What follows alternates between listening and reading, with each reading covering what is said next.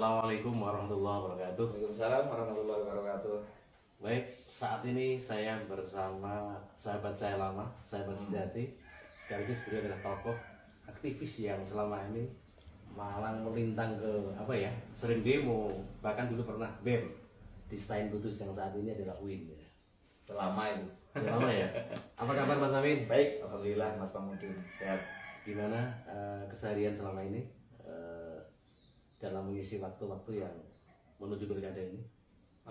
Saya saat ini di pilkada tahun ini saya tidak terlalu mengikuti ya. Tetapi saya banyak berkomunikasi ya. Banyak berkomunikasi dengan teman-teman yang hari ini ada berkaitan dengan pilkada di Kabupaten Kudus ini. Saya memang sering di Jakarta. Oh gitu ya. Mas Amin, saya dengar hari ini sebagai tenaga ahli fraksi DPR RI Partai Kebangkitan Bangsa ya? Ya. Terus begini Mas, saya teringat masa lalu kurang lebih 6 tahun yang lalu dengan pelaku aktif ya dalam mengawal pasangan Pak Tamzil Hartono. Dan kali ini beliau incumbent dalam hal ini Mas Hartono maju kembali. Bagaimana posisi Anda untuk saat ini? Saya ini kan orang partai, saya gitu. orang PKB. Ya. Jadi apapun saya harus mengamankan mandat Partai Kebangkitan Bangsa. Dan itu adalah mata saya. Siap. Oke Mas Amin. Ya, yang saya terlalu ingat itu begini. Saya kenal Mas Amin di PKB ketika saya mengawal mendampingi Pak Tamzil untuk meminta restu atau istilahnya rekomendasi. Sampai sekarang alhamdulillah ya hubungan kita kadang-kadang pasang, kadang-kadang surut, tapi itu luar biasa. Begini Mas Amin, yang kita perlu cermati adalah terkait program visi misi calon bupati. Rasanya pasangan 01 dan 02 ini hampir berlomba-lomba untuk salah satunya adalah program 1 juta per bulan untuk guru mading, TPQ dan lain sebagainya. Begitu halnya, jadi sama-sama 01 itu pakai itu, 02 pun juga pakai itu. Bagaimana menurut Mas Amin sejarahnya dulu itu seperti apa? Karena menurut saya rata-rata di antara dua kandidat ini saling mengklaim ketika beliau kampanye berhadapan dengan pemilih itu seperti itu yang disantarkan. Jadi begini, dulu kita pelaku ya. Oh iya, Kita pelaku. Dulu dengan segala keterbatasannya Pak Tamzil itu kan bingung ya. Kita dulu mau ngusung siapa waktu itu. Jadi kader kita itu waktu itu mengusung siapa, PKB mengusung siapa. Jadi banyak ketika Pak Tamzil kan dulu kan bukan kader kan? ya. Nah, tahu PKB bukan kader. Pak Tamzil bukan kader Mas. Betul. Waktu itu Pak Tamzil bingung dengan segala keterbatasannya, dia apa yang ditawarkan untuk masyarakat Kudus? Karena bagi PKB manhaj al-fikr dan mabda siasi itu adalah cara pandang dan nilai-nilai yang harus dijalankan. Jadi ketika siapa yang akan dapat rekomendasi pada waktu itu adalah orang yang siap melaksanakan tugas dari PKB. Ya kan? Tugas dari PKB itu apa? Ya, PKB punya cara pandang mensejahterakan kehidupan bangsa secara umum. Ya, kalau di Kudus tentu mensejahterakan kehidupan masyarakat Kudus. Ya, gitu. Nah, pada waktu itu setelah diskusi panjang itu kemudian kami punya konsep Pak Tamzil ini kan saya ini kan begini Mas ceritanya itu kan dulu kan banyak sekali teman-teman saya itu saat saya kuliah di Stein dulu ya berkomunikasi dengan saya secara pribadi gitu. Jadi mereka ini kan saat ini jadi kepala sekolah ya kan, jadi guru ya kan, jadi kiai itu kan. Sekarang ini kan masa-masa umur 40 tahun ke atas. Ini lagi pada teman-temannya lagi pada sukses ini ya. Nah, 5 tahun yang lalu pun demikian. Teman-teman sudah seperti itu. Jadi banyak yang tanya, Mas, kira-kira apa ya yang kalau Mas Amin kemudian di partai politik, di PKB, apa sih yang bisa kita kerjasamakan? Saya bilang, ya kerjasamanya apa kebutuhannya teman-teman? Kebutuhan teman-teman bayangkan Mas, Bapak dan Ibu guru itu ada yang tidak dapat pendapatan sama sekali. satu bulan misalnya beliau ini hanya dikasih 100.000 coba. 100.000 itu dari yayasan. Ini karena memang tidak, mereka nih bener-bener pahlawan tanpa kaderisasi ini bener-bener guru madrasah mas. Itu di seluruh Indonesia mas, bukan. Tapi saya pada waktu itu memandangnya bahwa itu sangat penting, bahwa itu sangat urgent. Bahwa ketika saya tanya sama Pak Tamzil dulu pada waktu itu, apa ya Pak yang bisa Bapak perjuangkan untuk memperjuangkan guru-guru madrasah itu di Kabupaten Kudus itu? Nah, kalau bayangan saya bagaimana itu guru-guru di madrasah, guru-guru madrasah yang belum mendapatkan sertifikasi dan sebagainya itu bisa dipikirkan nasibnya. Karena bukan apa-apa, beliau ikhlas, guru-guru masyarakat ikhlas Pak. Karena itu adalah teman-teman saya yang hari ini produktif. Teman-teman saya seangkatan saya Pak. Nah pada waktu itu Pak, kalau misalnya 1 bulan dikasih 1 juta itu mampu nggak itu guru-guru? Nanti mas saya hitung. Saya kan pernah jadi Bupati Kudus. Wah. Pada waktu itu DPC secara organisasi itu buat hitung-hitungan. Oh mampu. Pada waktu itu Pak Tamzil belum dapat itu rekomendasi dari PKB mas ceritanya. Nah begitu hitung-hitungannya masuk, kemudian oke. Kalau sampean hitung-hitungannya masuk, berani nggak nanti kalau Pak Tamzil itu jadi bupati menjalankan program itu? Berani mas, saya sudah berani beribu. Nah, pada waktu itu singkat kata ya, cerita ya, calon-calon ada 5 kandidat atau berapa? Betul, 5 kandidat. 5 kandidat itu dulu berapa yang saya kalau nggak salah itu ada 4 yang ikut tes properti di Jakarta ya, ya di DPP PKB pada waktu itu. Dan Pak Tamzil menawarkan itu. Nah, PKB itu kan nggak berpikir soal apa-apa. PKB itu kan berpikirnya soal bagaimana calon kepala daerah ini bisa mensejahterakan kehidupan masyarakatnya. Karena itu adalah tujuannya PKB. Tujuannya para alim, para ulama yang PKB sebagai warisan beliau itu. Nah, ketika Pak Tamzil sanggup, maka diberilah rekomendasi itu. Ya kan? Dan jalan mas, seperti kita ketahui kan ada hal yang membuat beliau tidak bisa melanjutkan perjalanan. Betul, itu. ya. Nah, seperti itu mas. Jadi kalau hari ini kemudian tadi Mas Maudin bilang itu programnya siapa? Programnya PKB mas, bukan programnya siapa-siapa. Jadi kalau hari ini ada orang mengaku, ya kan, itu kan program saya. Kapan ente punya program gitu loh? Kapan ente ikut diskusi gitu loh? Yang diskusi pada waktu itu awal-awalnya itu sebelum organisasi organisasi yang mendukung Guru Madin itu, organisasinya Guru Madin itu yang ada di Kabupaten Kudus itu, sebelum diskusi dengan beliau itu, kami dan Pak Tamzil, PKB dan Pak Tamzil itu sudah berdiskusi itu, sudah mematangkan itu, dan di situ tidak ada orang lain mas mematangkannya kan. Setelah itu matang barulah diskusi di publik gitu loh mas, gitu loh. Jadi kalau hari ini siapa yang akan menjalankan amanah itu? Ya tentu karena PKB ada di salah satu kandidat ya, saya nggak akan katakan ya, nanti kata Mas Mudun saya salah nih. Walaupun saya ini juga kader, saya kader banget tuh. Ya tentu yang orang yang didukung PKB sekarang yang ada labelnya PKB itu yang akan menjalankan itu.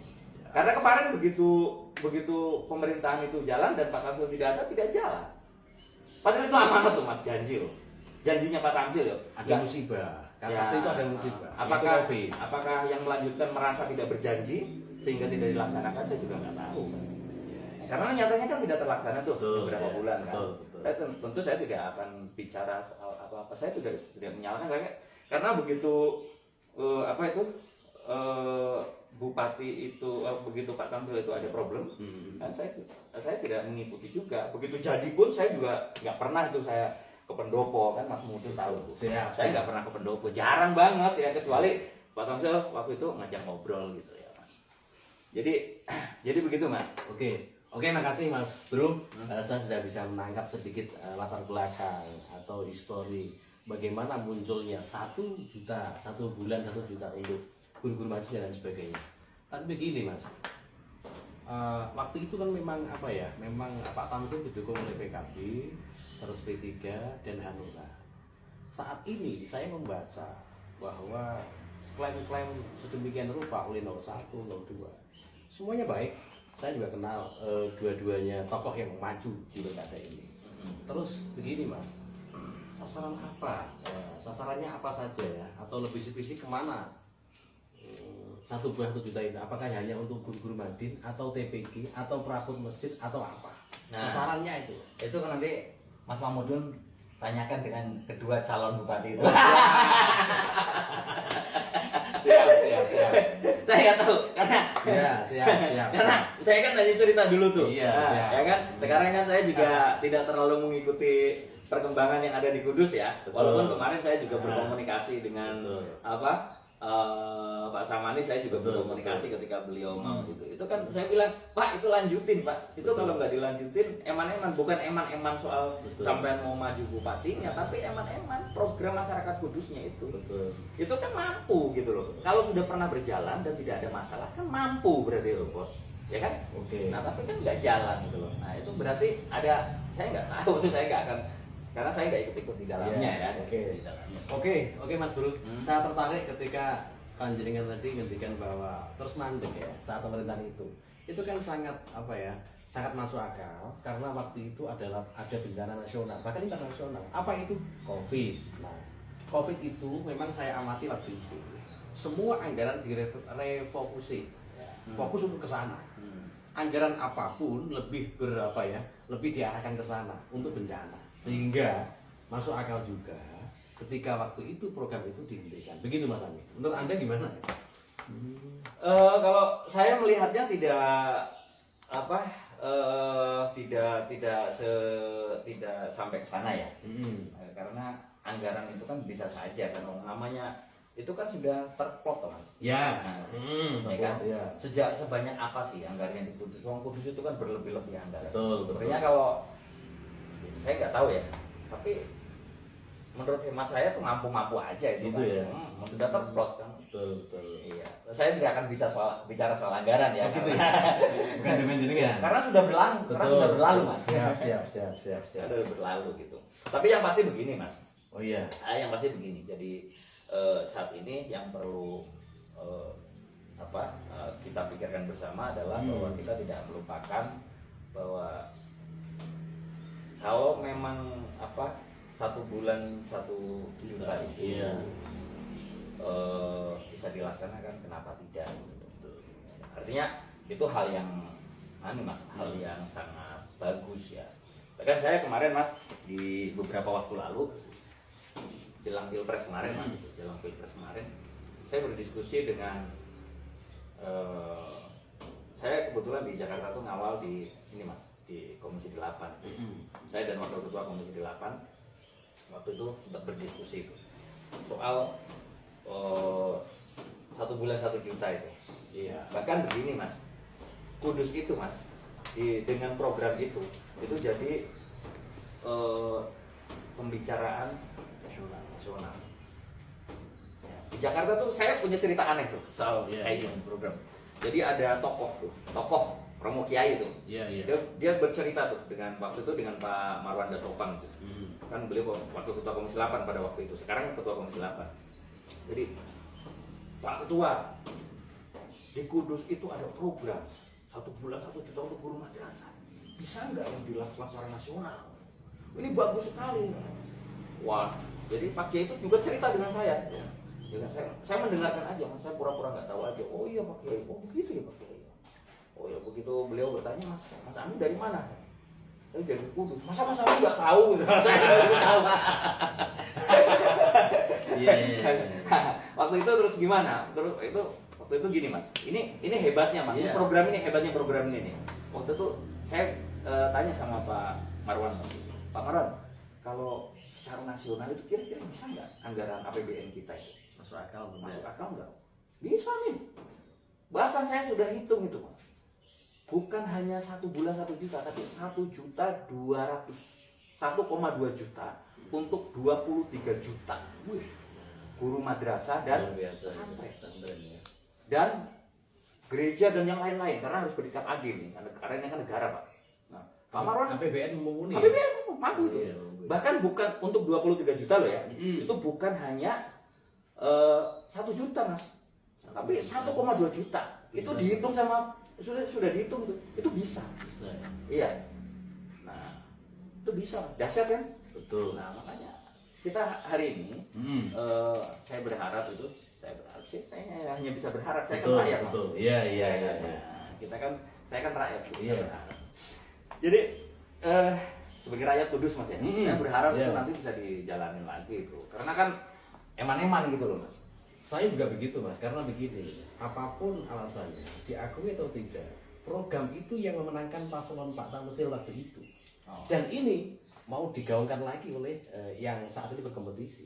Dan saya rasa sangat rasional, Oh, karena itu yang ditunggu oleh masyarakat pemilih saat ini. Iya.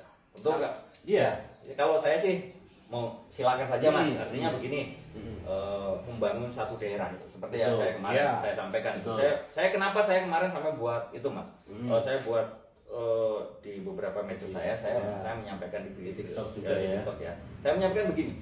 Karena banyak banget, Mas. Saya katakan tadi bahwa saat ini teman-teman seangkatan saya dulu kan presiden, Mas. Saya Iya. presiden mahasiswa. Iya, iya.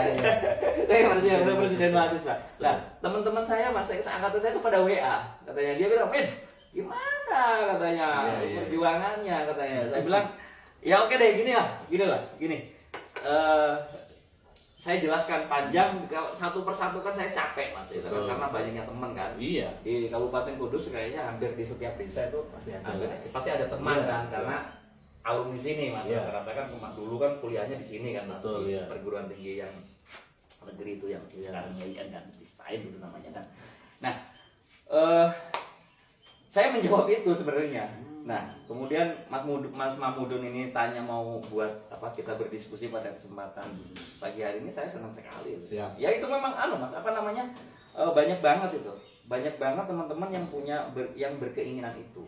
Bisa nggak, Min? Kamu kan masih di partai itu, bisa nggak dikembaliin? Kamu masih di partai kan? Masih. Saya wakil ketua DPC, saya bilang masih saya. Di Jakarta pun saya di PKB masih. Ya, gitu. Jadi roh perjuangan itu memang harus dilaksanakan, jangan sampai tidak ada roh perjuangan lagi gitu. Saya yakin Kudus mampu. Betul ya. Begini Mas Amin, terus kira-kira siapa ini yang kira-kira punya potensi peluang untuk memimpin Kudus? Ini kan hanya 2 kandidat, memang panas memang. Ini memang panas, sangat panas karena hanya 2 kandidat head to head. Tentu kalau saya pribadi menyimpulkan saat ini memang ada klasifikasi 3 pemilih. 1 emosional, sangat sedikit sekali. Siapa itu? Ya golongan, famili, tetangga, teman, kerabat. Paling hanya sekitar 4-5%. Yang kedua rasional. Pemilih ini berorientasi pada program, visi misi, program kerja sedikit sekali. Karena ini para kaum intelektual terdidik. Paling hanya kisaran sekitar 4-5%. Yang paling tinggi adalah terakhir ini. Hampir 85% pemilih transaksional. Artinya rata-rata ya, menanti hari H. Kembali ke pragmatisme, yaitu isi tas. Bagaimana pandangan Mas Amin ya, sebagai aktivis, sebagai pelaku kemarin dengan saya, gimana itu? Seharusnya jangan dong. Oh gitu ya? Harusnya itu dibalik. Dibalik ya? Dibalik. 85% itu adalah pemilih rasional dan iya. idealis. Idealis. Oh. Siap, Gitu. siap. Bisa dibayangkan tuh kalau kemudian sekarang ini masyarakat milihnya olah no duit olah bos kan, kayak gitu kan. Itu kemunduran demokrasi itu. Ya, itu tanda-tanda runtuhnya demokrasi. Betul, kan. betul. Makanya kan ini yang perlu teman-teman sadari ya, betul, bahwa betul. masyarakat Kudus hari ini tuh yang dibutuhkan adalah bagaimana menciptakan pemilu itu yang benar-benar pemilu yang jujur, adil, Betul, ya, betul, kan? Dan betul. rahasia. Iya. Gitu. Jangan sampai nanti pemilunya pemilu transaksional. Oh iya. Nanti pasti jadinya juga Pemimpin yang transaksional, betul ya, sekali. itu. Saya Jadi setuju itu. ya, masyarakat Kudus lah yang akan menentukan. Betul, betul. Ini masih ada waktu sekitar seminggu lagi loh Mas. Ya mudah-mudahan apa yang yang kita harapkan selama ini betul-betul pemilu yang betul-betul jurdil, pemimpin yang betul-betul mumpuni. Harapan saya seperti itu. Iya, iya. Moga-moga ya. Iya, moga-moga. Kalau saya sih, saya terus terang Mas, saya berharap pemimpin Kudus ke depan itu orang yang mampu ya. orang yang mampu memberikan pengayuman, memberikan kesejahteraan secara utuh Betul, masyarakat betul. Kudus. Oke Mas, terus begini Mas, yang terakhir mungkin barangkali ya. Kita tahu bahwa dua kandidat ini sama-sama mengklaim didukung para kiai. Kita tahu bahwa Kudus itu kota santri, kota wali, kota kiai. Dua-duanya, mohon maaf, diendorse oleh para kiai yang betul-betul punya nama di Kudus. Bagaimana persepsi Anda melihat ini? Mas, kalau saya ini dulu di pesantren di mana? Di Martapura itu saya 5 tahun sejak umur 9 tahun. Kemudian saya di Jepara, saya di Ndaren itu. Nah, itu saya kalau nggak salah itu 11 tahun. Iya, 11 tahun ya. Saya mungkin tidak saya yang cukup lama ya. Saya mungkin bukan kategori santri yang pintar ngaji. Ya. Karena rata-rata kiai saya bilangnya, kamu ngajinya biasa saja, tapi sekolahnya kamu jangan berhenti. Itu kiai saya tuh. Begini Mas, tapi saya saya melaksanakan ini, saya menghayati betul kehidupan bersama kiai. Betul ya. Dan saya sampai hari ini meyakini bahwa yang namanya kiai Mas, bahwa yang namanya ulama itu tidak ada yang mempunyai kepentingan untuk satu pihak Mas. Paham ya? Ya, paham. Artinya kiai ini memandangnya dengan istikharah. Dan istikharah itu, ya kan? Ketika kiai salah satu kiai ke A atau ke B, itu bukan berarti dia tujuannya adalah untuk menang dalam politik, Mas. Ya kan? Bukan untuk menang dalam politik. Misalnya saya harus menang nih, yang saya bela harus menang, kiai nggak begitu. Mungkin bisa diperjelas. Maksudnya apa? Begini. Mas Mahmudun kan orang tua nih. Oh iya. Ya. Mas Mahmudun lebih tenang melepaskan anak yang sudah dewasa untuk berjalan-jalan dan bermain-main, ataukah anak yang belum dewasa, ya kan? Menurut Mas Mahmudun yang mana? Anak misalnya gini, Mas Mahmudun misalnya anakku nih udah dewasa nih, udah pinter ya kan, udah pinter begini, pinter begitu. Kalau melepaskan, silahkan kamu di sana aja, gitu. Kan nggak apa-apa kan? Lebih tenang kan? Berarti Mas Mahmudun percaya. Percaya. Kalau anak yang masih nangisan, masih ngeluh, ya khawatir, masih minta khawatir. Biasanya anak itu yang ada di gendongan. Betul. Ya, saya itu. Jadi Mas Mahmudun nggak usah tanya tuh bagaimana. Karena saya punya persepsi bagus kok Mas. Betul. Saya hidup itu di pesantren dari saya kecil Mas. Bahkan bapak dan ibu saya tuh selalu begitu. Mama dan bapak saya di rumah itu dari kecil tuh Mas ngurusinnya bapak guru madrasah. Guru madrasah ya nggak digaji lagi. Kalau kami kan memang rumah saya aja dibuat ngaji kan. Kan itu. Jadi kalau kami itu Mas kehidupan model pesantren begini Mas. Itu apa namanya? Saya itu udah darah daging saya Mas jadi. Gitu. Oke, siap. Gitu. Tapi gini Mas Amin, saya sangat jelas sekali, sangat paham, saya sangat gamblang sekali. Ini terkait isu terakhir ya, isu yang selalu digoreng oleh media. Terkait dua paslon ini sering menggunakan istilah pakai ormas, NU lah, Muhammadiyah lah. Itu bagaimana menurut Mas Amin? Begini Mas.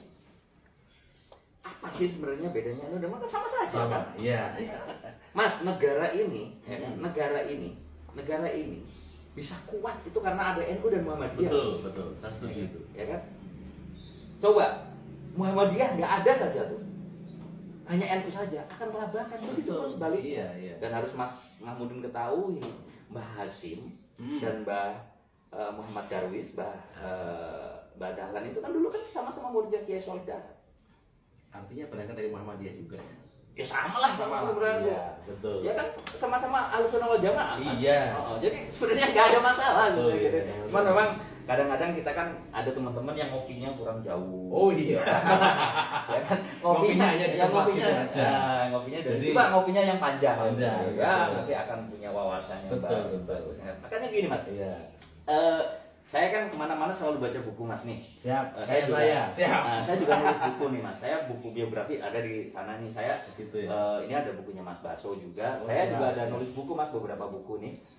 Tapi atas namanya memang saya juga bantu ya. Nah, coba Mas Mahmudun nanti kalau misalnya satu saat ini bukunya Mbak Sahal ini udah lama banget ini gitu ya? Mbak Sahal. Tapi ini jadi referensi Mas. Betul.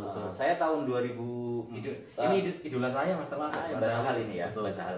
Ini kalau Mas Mamudun mau baca soal pesantren, lengkaplah di sini. Ya. Bagaimana Ada kiai, bikin. iya, nah bahas hal di sini ya. Hmm. Kemudian Mas, saya mau cerita nih soal perjuangannya PKB Mas. Nah, Oh, iya. perjuangannya PKB nih Mas, kemarin saya ngawal di fraksi PKB tuh, saya dan Pak Marwan Dasopang, karena banyak banget tuh siapa sih sebenarnya yang memprakarsai undang-undang pesantren itu. Nah, bisa baca di buku ini deh. Oh, gitu Ini ya. nggak perlu apa namanya, nggak perlu capek-capek ya kayak gini ya. Ini baca bukunya Pak Marwan Dasopang. Ini bukan promosi, nanti akan saya kasihkan secara gratis ini ya Mas. Siap, siap. Dan ini pengantarnya langsung Kiai Said. Wih, Kiai mantan Said. PBNU ya. Iya, saya banyak Biasa. diskusi. Jadi buku ini cetakannya juga LP3S Mas. Oh, AP3S ya. LP3S dong. Iya, iya, iya. Jadi jelas tuh. Nah, ini saya masih punya beberapa buku ya kalau teman-teman mau yang apa? Siap. Kalau yang apa namanya? Kalau yang apa? Mau beli di Gramedia ada ya? Ada di LP3S langsung juga ada. LP3S ya. Ini saya masih punya 3 ya. Bagi teman-teman yang nanti pengen buku ini Mas Mamudun. Siap, siap. Nah, ini gratis nih. Siap. Kalau ini nanti buat Mas Mamudun satu Saya. ini masih ada. Hmm. Nih buku ini Saya nanti buat diambil saya. di Mas Rahmat di DPC PKB. Oh, siap, Karena siap. sampai tanggal berapa tuh nanti?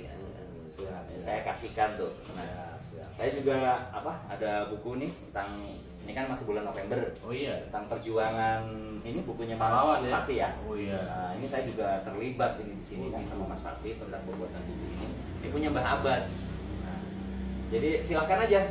Betul. Nanti teman-teman yang kepengen buku perjuangannya Mbah Abbas, Bapak dan Ibu Guru, bagaimana perjuangan ini sangat penting Mas. Iya. Karena kenapa santri itu harus berjuang dan menguasai sistem pemerintahan itu di sinilah. Betul. Ya, yang berjuang kan dulu santri Mas. Betul. Dulu kan belum ada yang namanya TNI, dulu belum ada TNI kan baru ya. ABRI belum ABRI. ada, belum ada dulu. Betul, betul. Ya, ini kan perjuangan ini kan dulu kan perjuangan Hizbullah kan. Iya, Ya kan? Hizbullah, Ya. iya, betul. Makanya kan tentara-tentara Hizbullah, jadi kiai-kiai dulu yang berjuang untuk memerdekakan negara ini.